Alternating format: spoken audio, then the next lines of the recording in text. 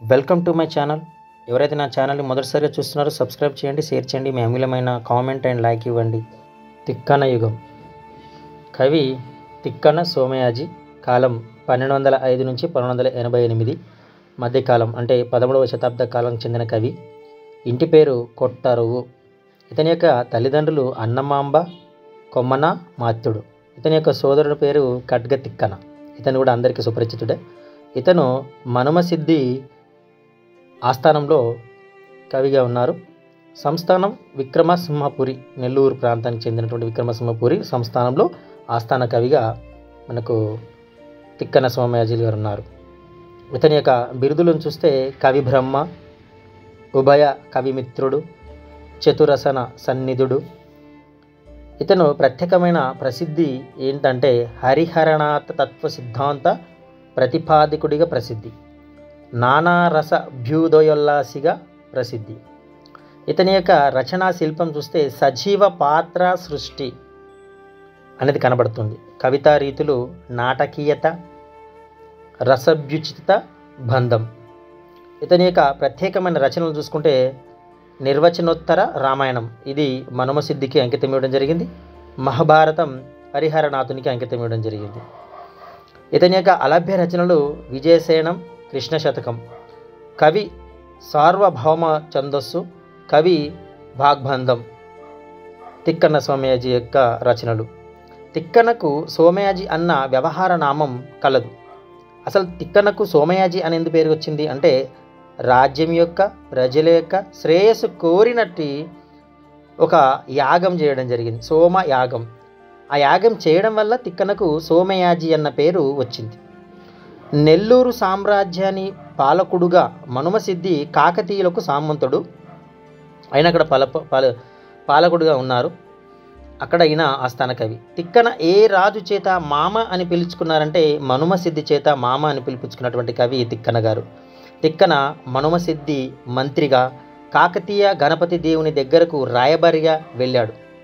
తిక్కన ఆంధ్రవలి మొదముంభోరయున్నట్లుగా తెలుగు కవిత్వము చెప్పారు.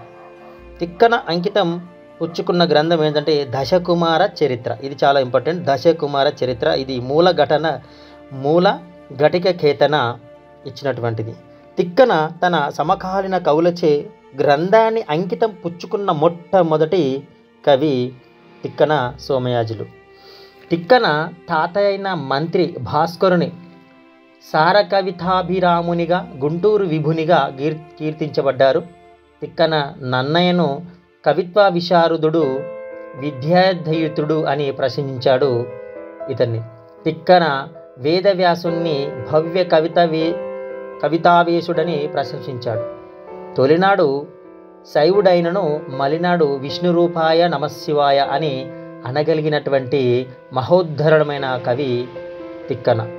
తెలుగునాట హరిహర భేద సిద్ధాంత స్థాపనాచార్యుడు తిక్కన. లోకంలో కందపద్య రచనకు ప్రసిద్ధిగాంచిన కవి ఎవరైనా ఉన్నారంటే తిక్కన సోమయాజులు. తిక్కనను భారవికల్పుడు అని కీర్తించిన కవి మూలఘటిక కేతన. తిక్కనను మయూర సన్నిభ మహాకవి అని కీర్తించిన కవి మూలఘటిక కేతన. తిక్కనను వేదాది సమస్త విద్యాభ్యాస విభాసి అని ప్రశంసించినటువంటి కవి మూలఘటిక కేతన. తిక్కనను కవీంద్ర లోకారాధ్యుడు అని కీర్తించిన కవి మూలఘటిక కేతన. తిక్కనను పద్యాది త్రివిధ కావ్య పారాయణుడు అని కీర్తించిన కవి మూలఘటిక కేతన. మరి ఇలాంటి గొప్ప పేరునుగాంచినటువంటి తిక్కన గారి యొక్క కృతులు, సమీక్షలు చూసినట్టయితే ఈయన యొక్క కృతులు నిర్వచనోత్తర రామాయణం, మహాభారతం, ఈ రెండింటిలోనూ నిర్వచనోత్తర రామాయణం చూసుకుంటే తిక్కన మొదటి కృతి నిర్వచనోత్తర రామాయణం. తిక్కన తన నిర్వచనోత్తర రామాయణ కావ్యాన్ని మనుమసిద్ధికి అంకితం ఇవ్వడం జరిగింది. తిక్కన తాత మంత్రి భాస్కరుడు రామాయణంలో పూర్వభాగం రచించినట్లు మంత్రి భాస్కరుని కోరిక మేరకు తిక్కన రామాయణంలోని ఉత్తర భాగాన్ని రచించినట్లు చరిత్రకారులు చెప్తారు. అందుకోసం దీన్ని నిర్వచనోత్తర రామాయణం అనే పేరుతో చరిత్రకారులు భావిస్తున్నారు. తిక్కన తన నిర్వచనోత్తర రామాయణ కావ్యాన్ని ఇలా కూడా పేర్కొన్నారు. కావ్యమని, కథ అని, కృతి అని, అలాగే రసోల్లోస మధురమని. ఇది తిక్కన తన నిర్వచనోత్తర రామాయణ కావ్యాన్ని ఇలా పేర్కొన్నాడు. తిక్కన నిర్వచనోత్తర రామాయణ అలభ్యం. నిర్వచనోత్తర రామాయణంలోని అశ్వసాలు ఎన్ని అంటే 10 అశ్వసాలు కలవు. రంభ రావణ సంవాదం గల నిర్వచన కావ్యం నిర్వచనోత్తర రామాయణం. తిక్కన కావ్య శిల్పం గురించి ఏ రచనలో చెప్పడు అంటే నిర్వచనోత్తర రామాయణంలో చెప్పడం జరిగింది. స్వప్న వృత్తాంతం చెప్పిన తొలి తెలుగు కవి తిక్కన. స్వప్న వృత్తాంతం గల కావ్యం నిర్వచనోత్తర రామాయణం. గమనిక, నిర్వచనోత్తర రామాయణము మహాకావ్యం కాదు అని ఎవరన్నారంటే కేతవరపు రామకోటి శాస్త్రి గారు అనడం జరిగింది. తిక్కన రెండవ కృతి మహాభారతం. తిక్కన కలం నుండి జాలువారిన రెండవ కృతి భారతము. తిక్కన తన భారతాన్ని హరిహరనాథునికి అంకితం ఇచ్చాడు. తిక్కన తన భారతాన్ని మొదట ఎవరికి వినిపించాడంటే గణపతి దేవ చక్రవర్తికి. కావున భారతామృతము కర్ణపుటంబుల నారఘ్రోలియం ధ్రవలి ముదంబోరైనట్లు అంటూ తిక్కన ఆంధ్ర మహాభారతానికి శ్రీకారం చుట్టాడు. తిక్కన తన భారత రచనను ఏకశిల నగరంలో కాకతీయ గణపతి దేవుని ఆస్థానంలో పూర్తి చేసినట్లు సాహిత్య చరిత్రకారుల అభిప్రాయం. తిక్కన విరాట పర్వం మొదలుకొని స్వర్గారోహణ పర్వం వరకు మొత్తం 15 పర్వాల భారతాన్ని రచించారు. తిక్కన భారతంలో కనిపించే మొత్తం పద్య గద్యాల సంఖ్య 16,457. మరి తిక్కన తన భారతాన్ని ప్రబంధ మండలి అని పేర్కొన్నాడు. భారతమునందలి ప్రధాన రసం శాంతం. భగవద్గీత భారతమునందలి భీష్మ పర్వంలో వస్తుంది. శ్రీయణ గౌరినాభరంగు చెల్వకు చిత్తము పల్లవింప భద్రాహితమూర్తి అయి హరిసరంబగు రూపముదాల్చి విష్ణురూపాయ నమశివాయని పల్కెడు భక్తజనంబు వైదిక ధ్యాయితికిచ్చుమెచ్చున్ పరతత్వము గోల్చెద నిష్ట సిద్ధికిన్ అంటూ తిక్కన తన హరిహరనాథ తత్వాన్ని భారత ఆరంభంలో మొదటి పద్యం ఉత్పలమాలతోనే చాటుకున్నాడు. తిక్కనకు నచ్చిన అలంకారం ఉపమా అలంకారం. తిక్కన నిర్వచనోత్తర రామాయణంతో తనను తాను ఉభయ కవి మిత్రుడని చాటుకున్నాడు. తిక్కనకు ఉభయ కవి మిత్రుడన్న బిరుదును ప్రకటించిన మొదటి కవి కూడా మూలఘటిక కేతన. తిక్కనకు కవి బ్రహ్మ అన్న బిరుదును ప్రకటించినటువంటి మొదటి కవి ఎర్రన. తిక్కన తన భారతాన్ని ఇలా పేర్కొన్నాడు. ప్రబంధ మండలి, పుణ్య ప్రబంధము, మహాకావ్యము. బుధరాధన విరజి తిక్కన సమయాజి అని తిక్కన తనను తాను భారత గద్యాలలో పేర్కొన్నాడు. ననుబోటి బాల స్వభావునకు అని తిక్కన తనను తాను చెప్పుకున్నాడు. నా నేర్చిన భంగి కవిత చెప్పి పరానియడ నా యుద్ధ భక్తి కోటికిన్ అని తిక్కన తన వినమ్రతను చాటుకున్నాడు. భారత ధర్మార్థ కామ మోక్ష స్థితికి అనువైన ఉండునని తిక్కన భావించాడు. భారతం భేదములకు నకిల వాదములకు బహుపురాణ వర్గంబులకు వాదైన చోటులన్ అని తిక్కన భావించాడు. తెలుగు భాష వినిర్పింప ధివురుటరయ భవ్య పురుషార్థ తరుపక్వ ఫలము గదే అన్న పద్యంలో హరిహరనాథుడి తనను అడిగి కృతి పొందినని తిక్కన చెప్పుకున్నాడు.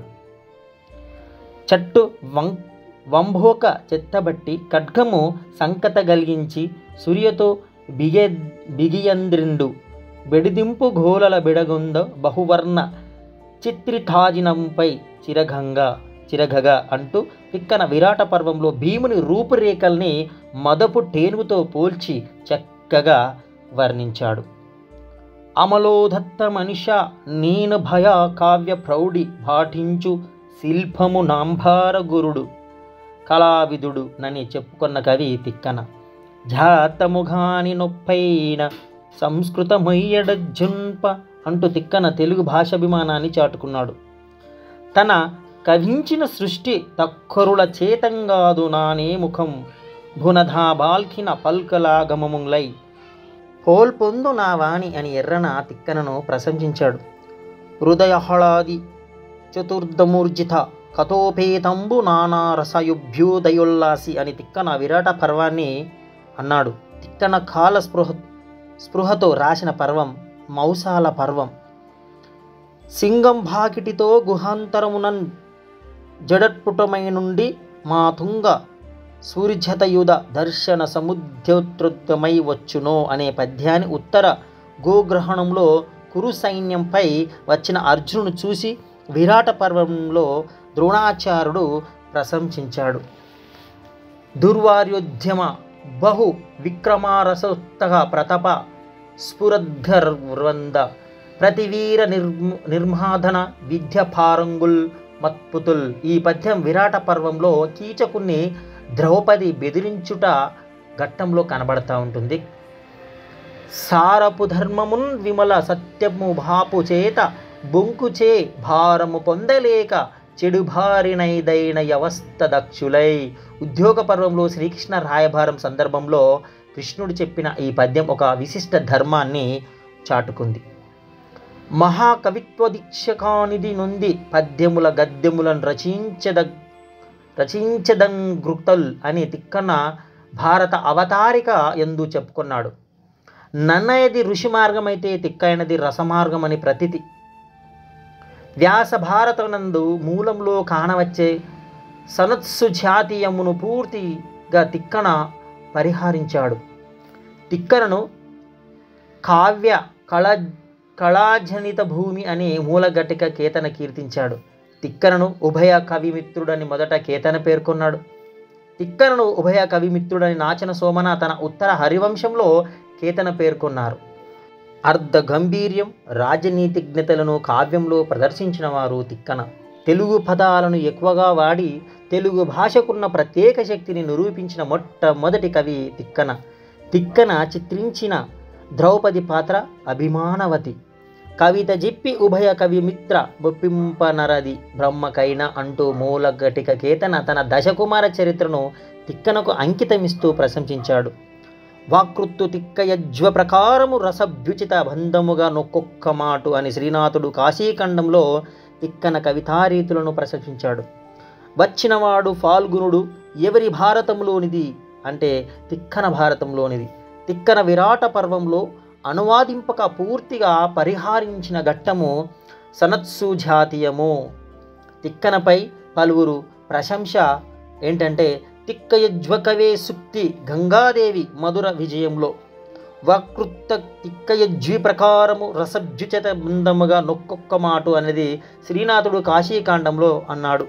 తిక్కన కావ్యం శిల్పము తోట విశ్వనాథ సత్యనారాయణ అన్నాడు మాట.